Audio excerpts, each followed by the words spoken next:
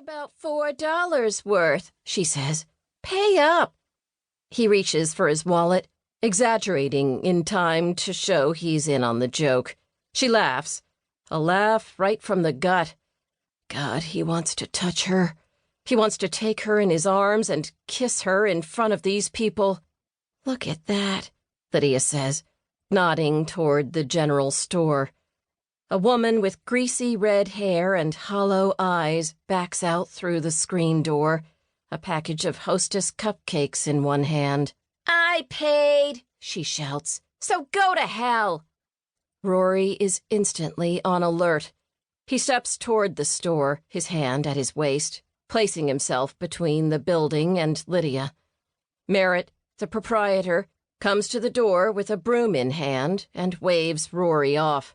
All set, he says, terse, to the point. Yeah, all set, the woman with red hair says, glaring toward Rory as she tears open the cellophane packaging and eats one of the cupcakes in 2 bites.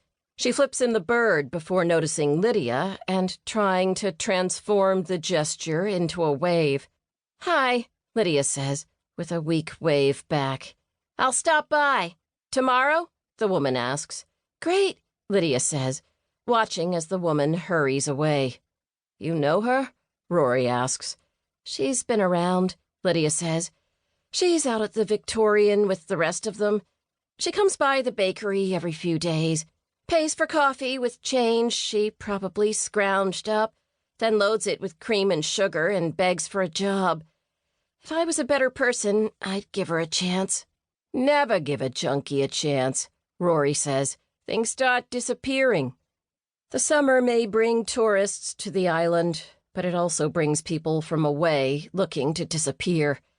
For a tiny place, Finisterre offers plenty of hiding spots, including an old, dilapidated Victorian on the other side of the island where, last fall, Rory found a junkie who'd OD'd, the body gnawed at by raccoons.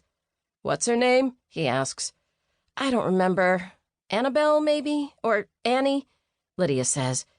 That house should be torn down anyway. Talk to your husband about that.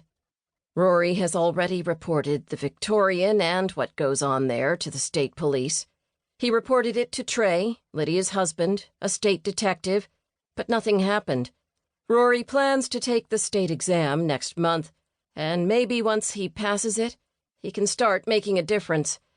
I should get back, Lydia says. At the bakery, the line still stretches out the door, but Rory ducks into the shade of a maple tree to keep their time together from ending. Even here, the heat pummels them. A bead of sweat runs down Lydia's chest and soaks into her pink t-shirt. Rory closes his eyes to keep from staring, but anyone who saw them now would know how much he loves her. She must know, too. He focuses on a bevy of teenage girls in tight t-shirts and short shorts. Eyes, Lydia says. I don't want anyone thinking you're a perv. Rory mumbles an apology. We never dressed like that, did we? Lydia asks. They're both north of 30, only just, but still on the wrong side of the number, and those memories of being young and moving forward have begun to fade behind regrets. I never did, he says. I'd have paid money if you had. She laughs again, and so does he, because he'd never get away with short shorts, but maybe he'd try. For her.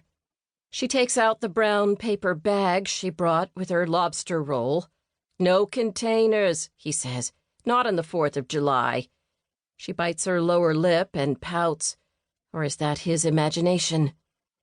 He glances away as she holds the green beer bottle to her forehead, takes a long swig, and hands the bottle to him.